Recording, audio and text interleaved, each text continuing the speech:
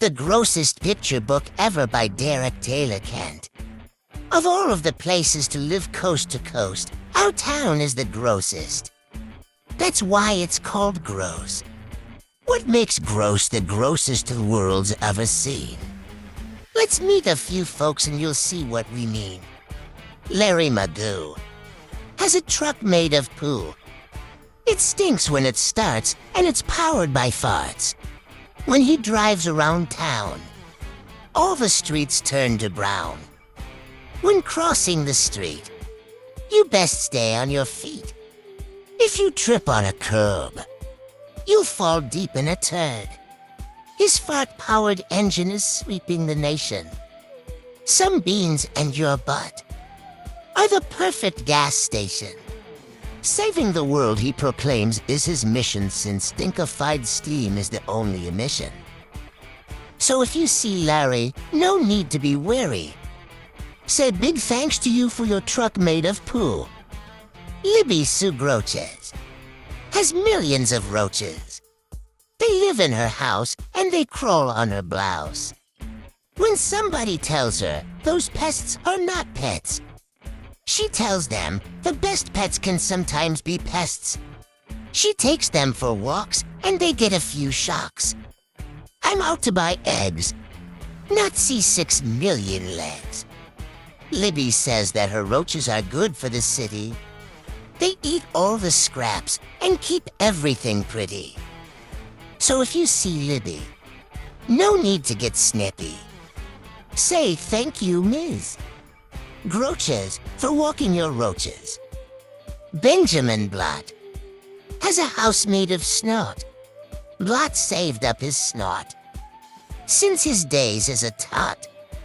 The snot he collected was stored by the block, and over the years became harder than rock.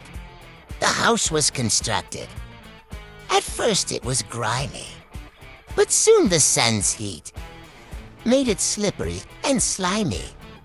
The snot makes a splish when you open the doors. The snot makes a squish when you walk on the floors. Benjamin says, how I love my green halls. Now let's make some snot angels on my green walls. But the reason a booger-built house is the best. No trees had to die like with all of the rest. When visiting Ben, go relax in his den. Then say, thank you a lot for your snot lot, Ben Blot. After all of this grossness, I'm sure that you're starving. Let's eat at McButt's and find out what they're carving. As soon as you're seated to feast at McButt's, they bring you hot bread with tarantula guts, then lizards on sticks, and then gizzards on picks, then termites on toast, and then worm-rotted roast.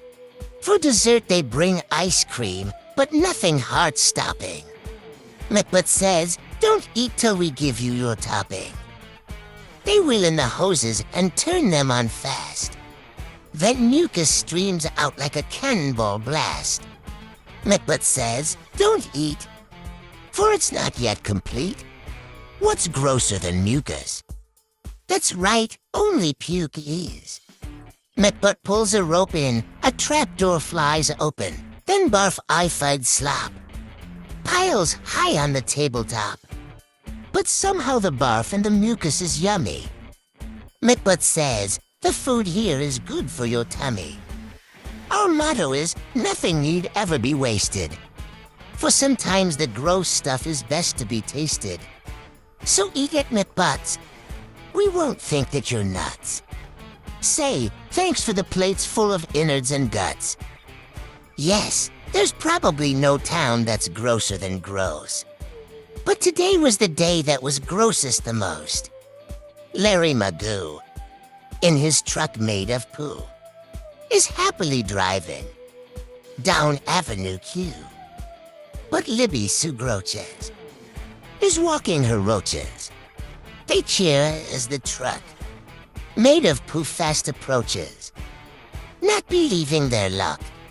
The bugs leap on the truck, and the poo truck spins out like an ice hockey puck.